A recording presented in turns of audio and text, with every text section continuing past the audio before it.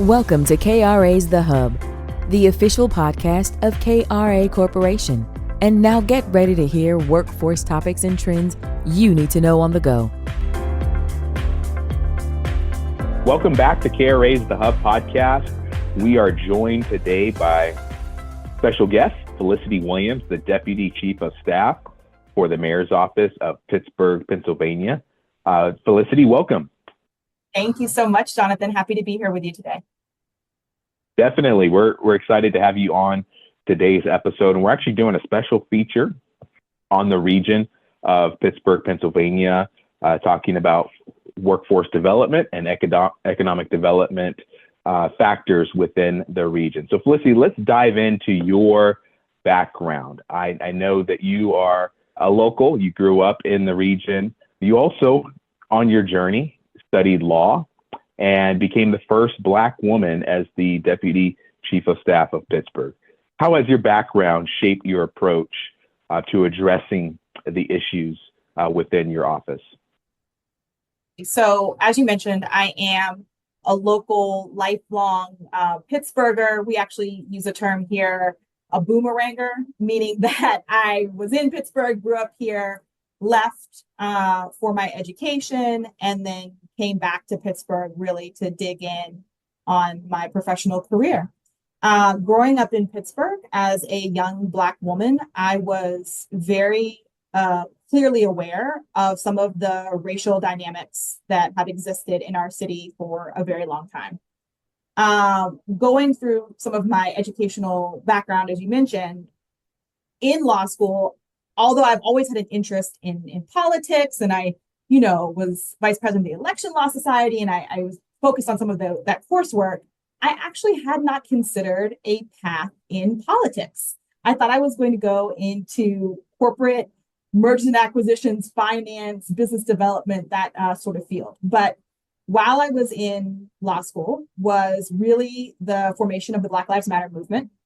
So you can imagine sitting in your 1 year or 1L year classes, which are all your foundational legal classes. So your con law, your crim pro, your crim law classes, and watching issues that you were discussing, the legal components of play out in real time nationally across the country. And so that very deeply impacted me. I wasn't sure quite how to integrate that into what I wanted to do at the time. I really think it was after I left law school and I really began to think about what was next for me, that I really thought about how I wanted to utilize the skills that I had gained in law school and bring those back to my city, knowing that it has for a long time been a city of two Pittsburghs and some of the, racial dynamics that had existed here. That's great. Now, I know Pittsburgh, from the outside looking in, is known as a blue-collar city. It's obviously had, in recent years, though, a transition and really a transformation from the steel industry roots and really a shift into technology, clean energy. What do you think makes Pittsburgh unique with its demographic and economic evolution? Absolutely. And Jonathan, if I can, one point I want to go back to. I want to mention that graduating and thinking about what I wanted to do, integrating that work back into my future career, focused on racial justice. That was what brought me back to Pittsburgh. And in doing so, I really wasn't clear yet on how I was going to do that.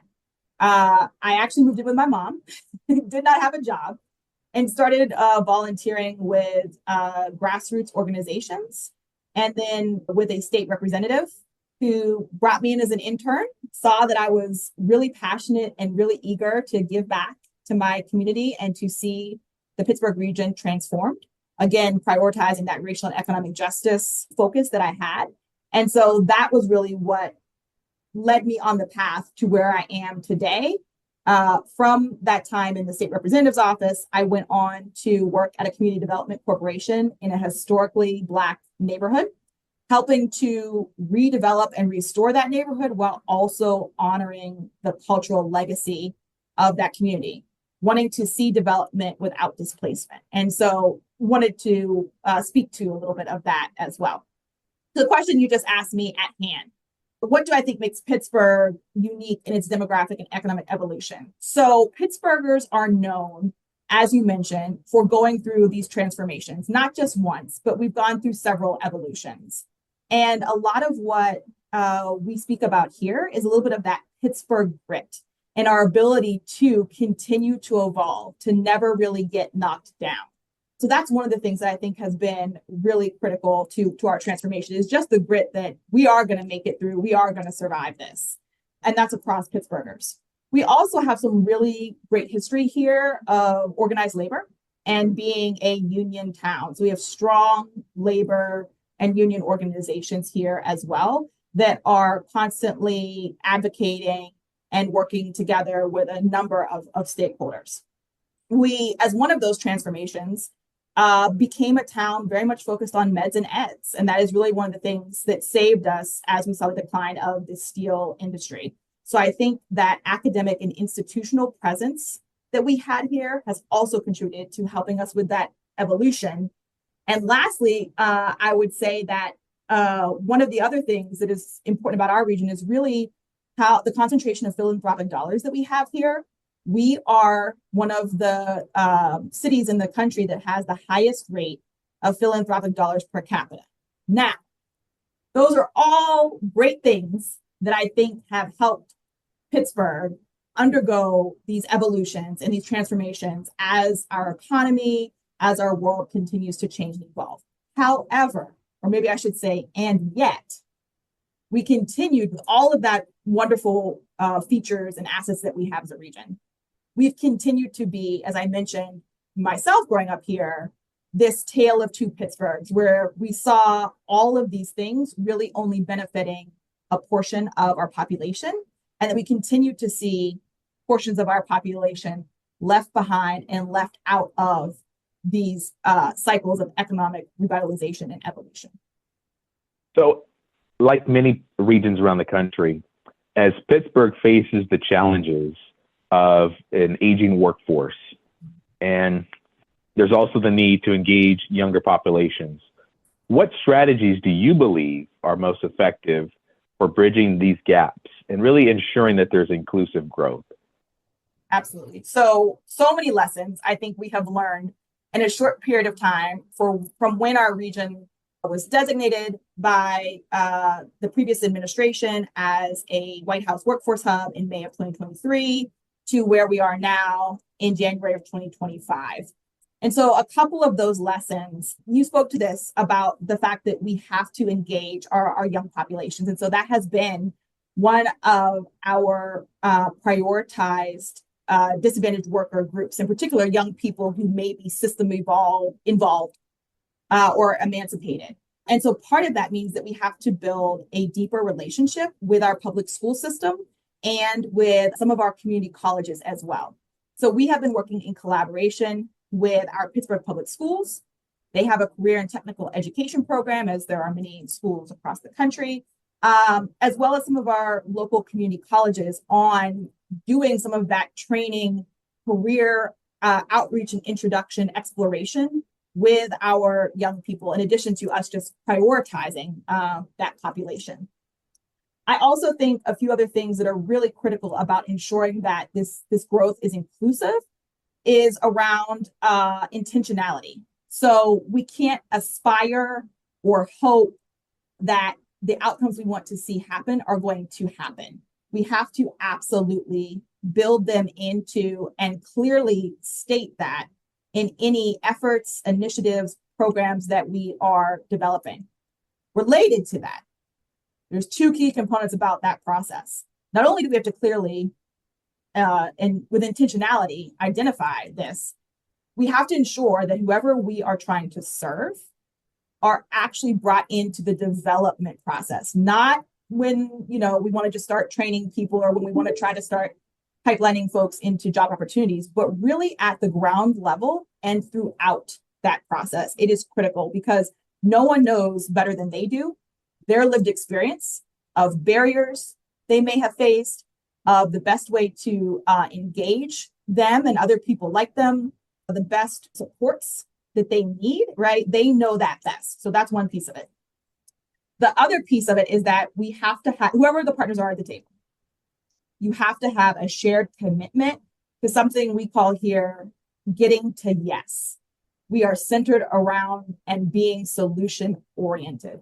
We understand that this work is difficult. It is hard. If it was easy, we wouldn't be having this conversation, right? People would have done it already all across the country.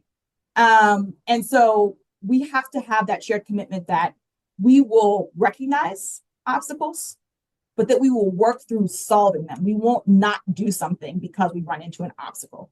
We just got to figure out a different way to do it. We've got to be a little creative and innovative. And the last thing I would say that's probably a lesson that we have learned is to also move away from just programmatic solutions to focusing more on systemic solutions and strategic solutions. So programs ultimately are just band-aids for broken systems. Systems change, though, does not happen overnight. It takes time. It takes a lot of effort, a lot of commitment. It will not be linear, right? There will be some successes, there will be some failures. So in the meantime, programs fill very critical and necessary gaps. However, if we are short-sighted and only focus on the program, then we are not thinking about the sustainability and ensuring the longevity of this work. It requires then, when we're thinking on a program level, that I am in my seat, that the person leading that organization is in their seat, and we are dependent upon individuals rather than building a system that works for everyone and that prioritizes the folks who need support the most, because everyone then benefits from those systems. Now, I know you've played a pivotal role in establishing Pittsburgh's first workforce equity agreement. Can you explain what this initiative entails? Also, how has it impacted the city's workforce system? Absolutely. So this initiative is really rooted in a broader perspective that we have taken as an administration in the city of Pittsburgh. We are really focused on economic inclusion practices, ensuring that public dollars not only drive economic growth, but that they are not spent in any way that is in furtherance of economic exclusion, whether it is intentional or unintentional, right? And so in that broader context, we are thinking about procurement reforms. And what does it mean for someone to do business with the city? What are our values? What are our goals?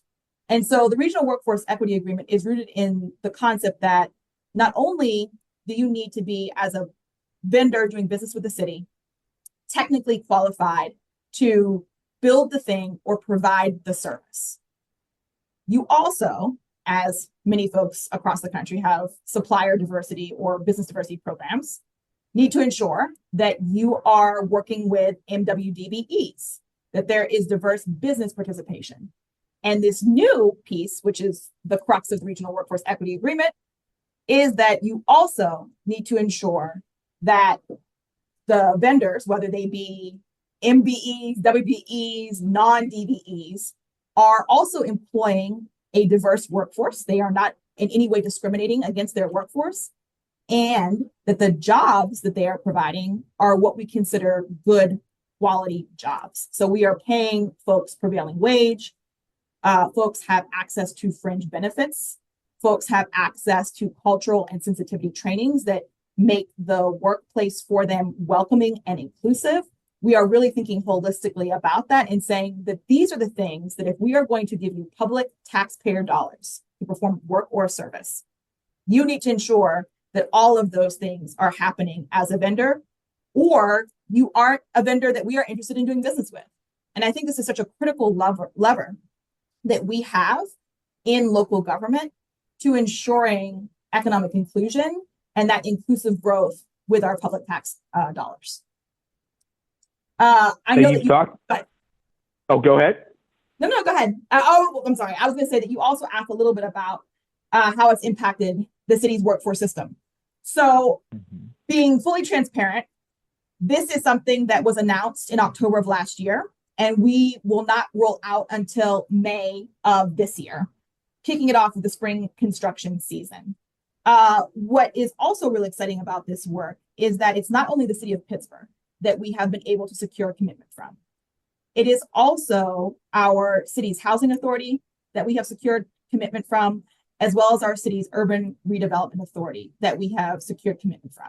So as you start to think about not only what the city of Pittsburgh procures on an annual basis, same type of work that all local government does, with the addition of the other two entities, we are expanding into development projects that are happening in community neighborhoods. Both of those entities provide development financing and have real estate processes that will also be impacted by this effort in this initiative. So I will say that it is a little yet to be determined where we're going to land with the success of this. I am confident in our region. We are in the process now of standing up all of the necessary pieces that will support that rollout in May, having secured the commitment of those other participating agencies. And, Jonathan, I might say, let's check back in a year. We are going to be very transparent in this process. There is an oversight committee that will have quarterly public meetings. There is a project committee that will provide data and information to the oversight committee to inform how we learn from this effort, how we modify our agreement going forward. So we look forward to continuing to share that information and getting to yes on this together with the necessary modifications that we will encounter along the way. Great. What outcomes would you be able to describe that have come from the collaboration that you and your role within the city have been able to develop, bringing different organizations, nonprofits, philanthropic organizations, the different industry sectors? How would you say that has impacted with specific outcomes the workforce system? Absolutely. So one of the things that we certainly have is increased collaboration. That was one of the gaps that we were missing in our system. We were still functioning in some relative silos, even though we have a fantastic anchor institution partner who's our regional workforce board, Partner for Work, and they do great work. There are still some pieces that can be and are being improved upon, particularly when you have local leadership with a local leader like Mayor Gainey, who believes in and is willing to put his weight behind this effort and this work, supporting me as a member of his staff in getting this done. So that's one. I know that's hard to measure, the value of increased collaboration, but I think one of the ways that we have been able to measure that is through some of the funding that we have been able to secure to support these efforts. So also in the fall of last year, we secured a WANTO grant from the Department of Labor to support the efforts of our advanced manufacturing table as part of the Workforce Hub to train, in particular, women and women of color into advanced manufacturing opportunities. We've also been able to secure philanthropic support for some of our efforts, ensuring that the systems, the supportive service coordination, the outreach engagement and case management components of what are the secret sauce to make all of this work are funded as well, in particular in a lot of conversations with our philanthropic table.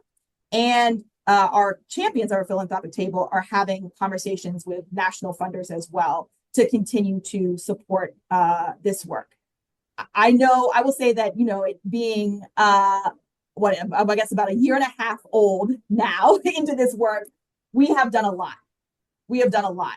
But we're still early in the process. And so we look forward to a lot of the additional continued success that we see based on the time we spent really building those partnerships, the trust and relationships, that collaboration piece I talked about, as well as some of the infrastructure gaps.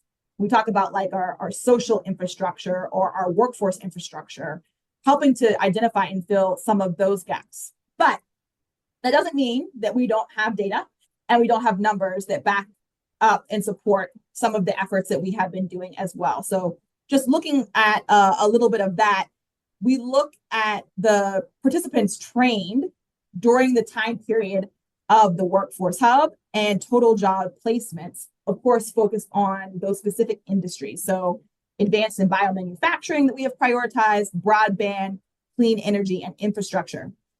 In just those job placements in that period of time, we have trained almost 500, so just shy of 500 total participants, and placed about 274 folks in jobs.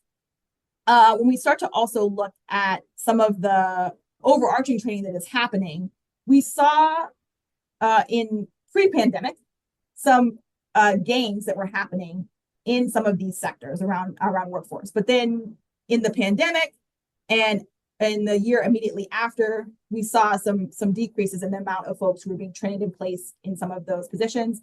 And we are now beginning to see them trend back upwards as well, just looking at a little bit of our data.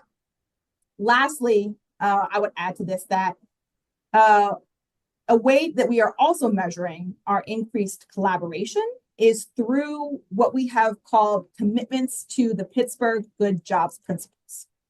So in setting out to do this work, we needed a core set of shared values. I mentioned to you earlier about how it is so important that we have people committed to getting to yes.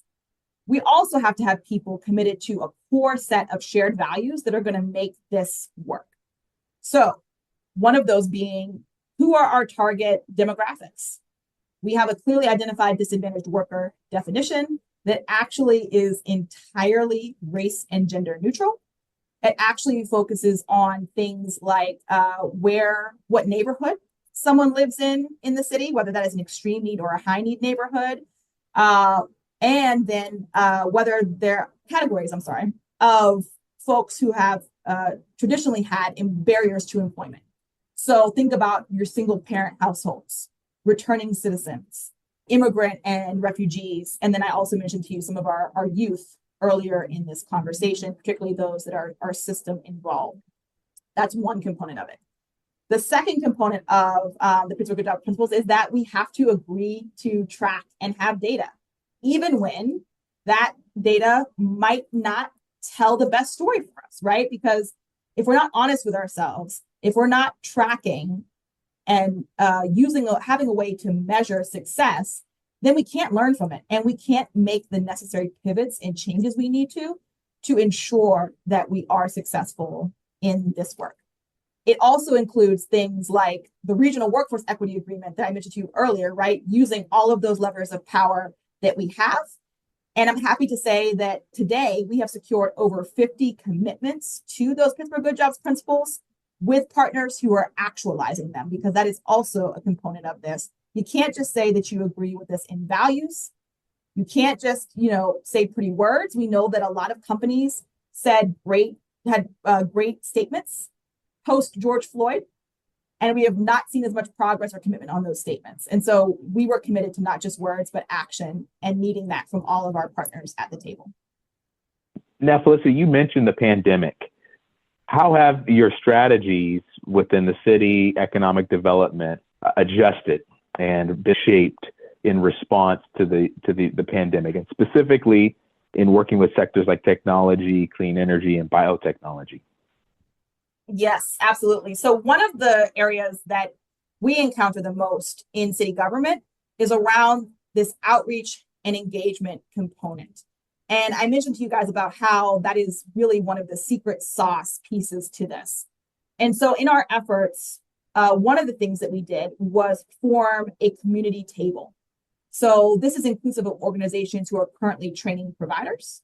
They are educational institutions, they are community-based organizations, social service providers, a few other nonprofits, et cetera. You kind of get a little bit of the idea of who comprises that table. And in the pandemic, because we had to, we shifted to a lot of virtual and digital engagement and outreach. But we know that particularly with some of our most marginalized and disadvantaged communities, there were some real challenges to that. There were some real technological gaps. And so one of the biggest things I think coming out of the pandemic, going into the pandemic, we saw this huge increase around digital and technology as the means to engage with folks, to share information, to create that access to information. we are still utilizing those strategies, right? We have a website for our Workforce Hub efforts, but we are also seeing this shift back to tangible, in-person, boots on the ground engagement and outreach that is so critical to really meeting people where they are. So that is one of the ways that I will say the pandemic has absolutely reshaped our workforce development and engagement strategies. We need to provide both the digital, but then we cannot forget the boots on the ground, right? Digital creates accessibility for some, increased accessibility, and that's fantastic. And we need to keep doing that. There are some communities in which that digital engagement is just not going to reach them. So that's absolutely one where we have. I also think that the pandemic has given cities across the country and really globally the opportunity to really think about what is their future as a region, as a city. We have an opportunity to do some of that reinvention, revitalization efforts as we look to rebuild our economies, in some cases, from the pandemic. And so that is where I think you are seeing so much increased focus and growth opportunities in some of those sectors that you identified. I will tell you in particular, clean energy is probably the fastest rising area we are seeing right now.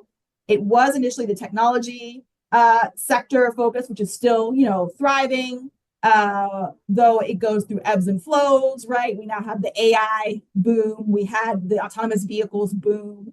And biotechnology, given the fact we have two large healthcare systems within the same city limits here, as well as our educational university institutions. Biotechnology is, of course, an area of focus here as well. But I would say the clean energy sector is really one of the fastest rising sectors in our region now. And there is just so much focus around that. Now, Felicity, I'll close with this. As we look forward towards the future, you think about goals. How do you envision programs like the Pittsburgh Prosperity Project evolving to help meet some of the city's needs? Absolutely. So earlier you heard me talk a little bit about what are some of the things that will make you successful in inclusive growth and the lessons we have learned from them. And one of the lessons we learned is around needing to ensure there is the same ecosystem and support that we have for workforce development training, for workforce readiness, and supportive service coordination. We cannot leave that readiness and supportive service component up to our workforce boards. They do some of that work, absolutely. And as I mentioned, they are especially our local workforce board has been a fantastic partner. But it's not the focus and crux of their work, and they will tell you that. Where we found a huge gap was, as I mentioned, in those readiness and supportive service areas. And so the Pittsburgh Prosperity Project is focused on piloting first with 100 individuals, how we might design that readiness ecosystem and then plug it in to our workforce ecosystem. So we will also be kicking that off in May of this year. We've been working with a series of partners around that. So again, you're going to keep hearing the theme that of success here is collaboration and partnership.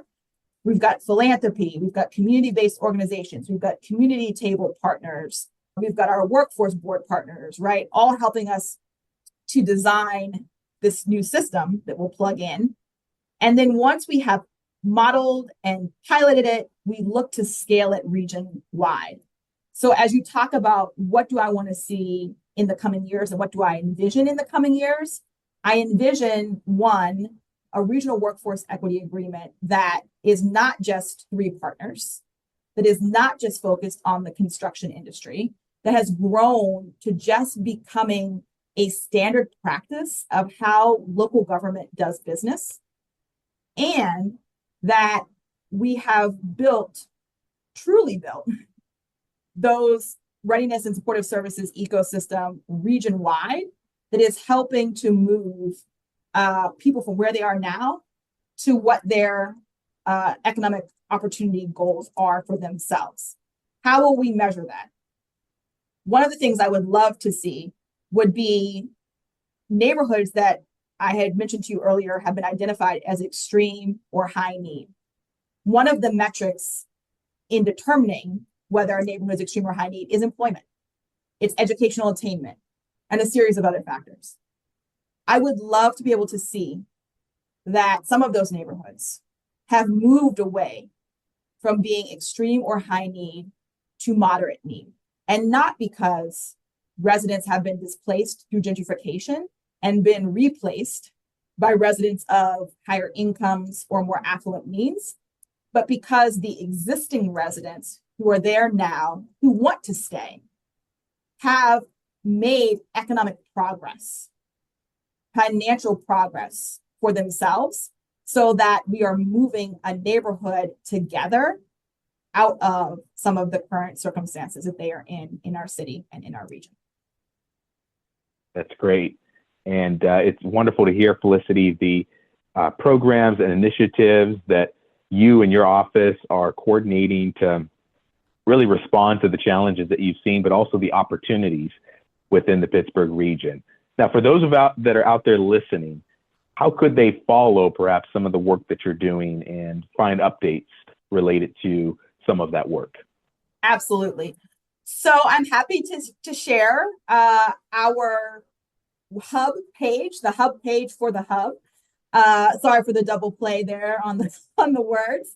I can read the website off to you all, but I'm also going to say that if you Google Pittsburgh Workforce Hub and or the words engage PGH, you are probably going to find it faster than trying to write down this website, but I'm going to give it this URL, but I'm going to give it to you anyway.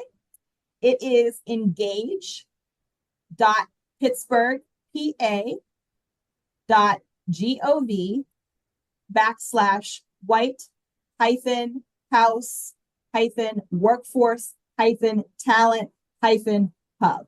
So you get why I said to just Google this, and I assure you it will come up. And when it does, this is the Engage platform that we have for the city of Pittsburgh in general. So lots of projects that you can engage with on here, but there's also a really lovely follow button on the screen that you can become a follower, submit your email address, and you will get notification of updates when they occur to this page. So please go out and follow this page. Please stay engaged with this work. And I look forward to coming back, maybe in a year, as I said, and checking in on where we are in some of these efforts that we're leading here in the Pittsburgh region. Yes, we look forward to that and following the work that you're doing.